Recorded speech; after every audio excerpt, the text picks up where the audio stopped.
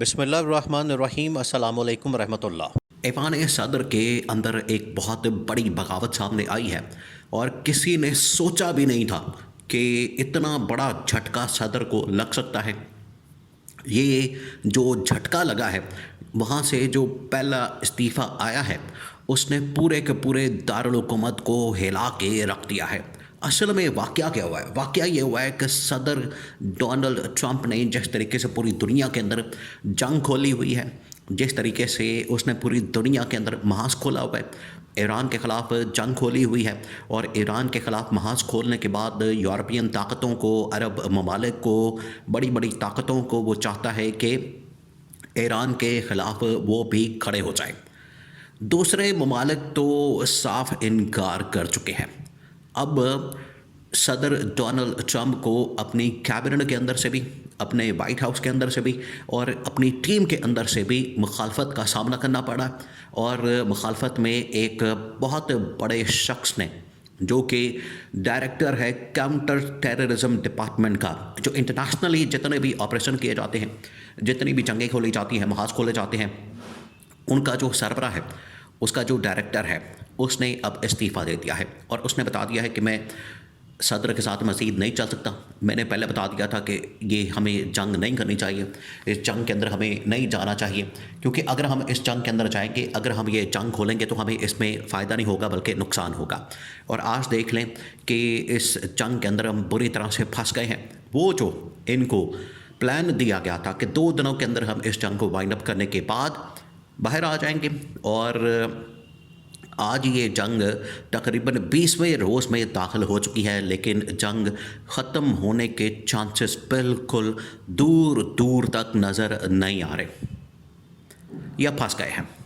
دیکھیں، یہ آج کی جو صورتحال بنی ہے، سیناریو بنا ہے، جو سچویشن بنی ہے، وہ امریکہ نے خود اپنے آپ کو، اسرائیل کو پھنسا لیا ہے۔ پیچھے تو اصل میں اسرائیل کی سازش تھی۔ اسرائیل نے جس طریقے سے امریکہ کو اس کے اندر پھنسا دیا ہے، دلدل کے اندر دھکیل دیا ہے، اور اس نے جان بوجھ کے عرب ممالک کی آپس میں لڑائی کروانے کی کوشش کی، امریکہ کو اس جنگ کے اندر دھکیل دیا گیا۔ یہ تمام چیزیں ایسے موقع پہ سامنے آئی ہیں، یہ تمام چیزیں ایسے حالات میں سامنے آئی ہیں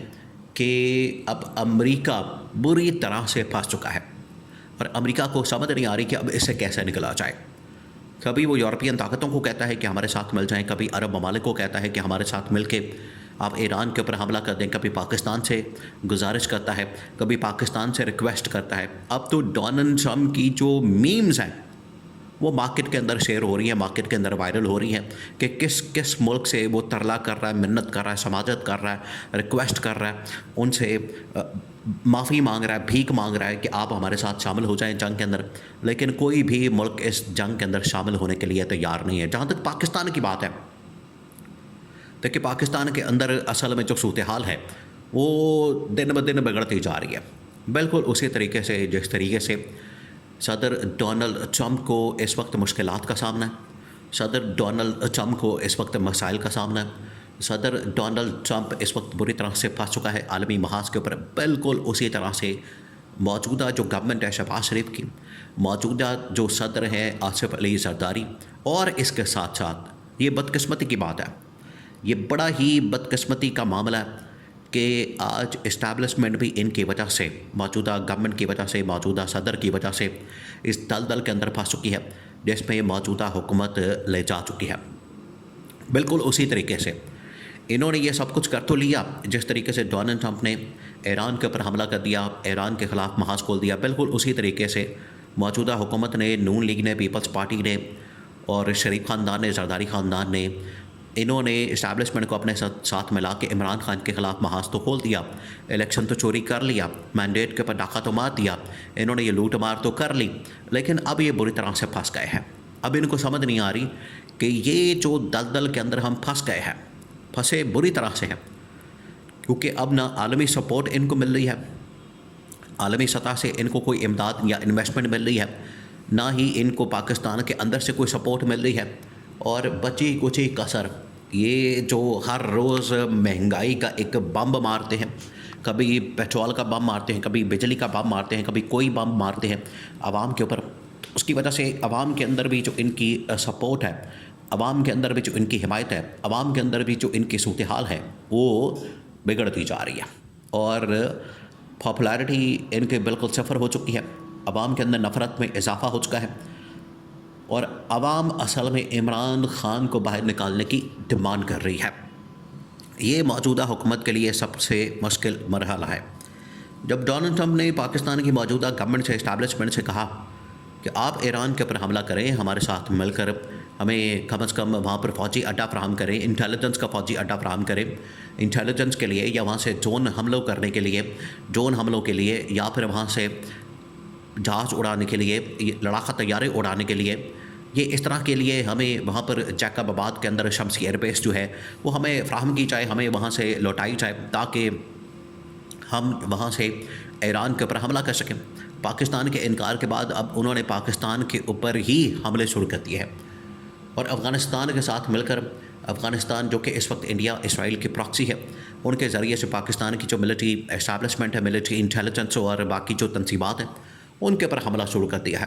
تو صورتحال اس وقت بڑی ٹرکی ہو چکی ہے، کسی کو سمجھ نہیں آ رہی کہ کیا کرنا ہے، کدھر جانا ہے، کیا ہونا ہے، کس طرح سے کرنا ہے۔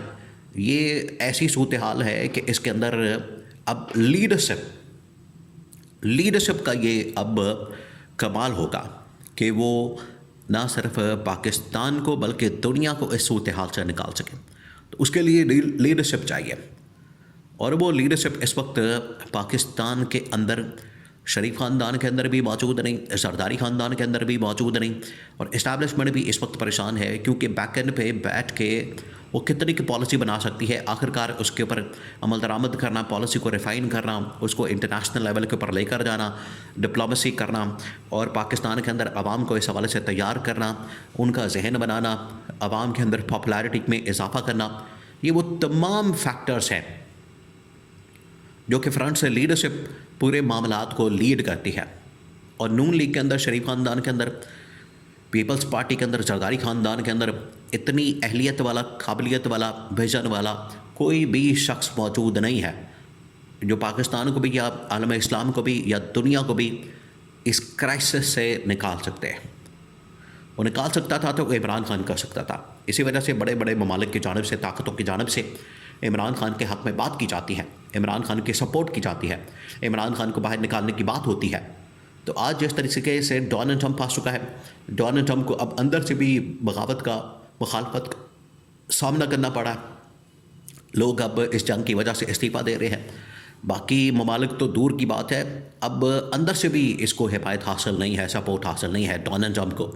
اور یہی حال پاکستان کی گورنمنٹ کا، پاکستان کی حکومت کا، پاکستان کے صدر کا، پاکستان کی انفارچونیٹلی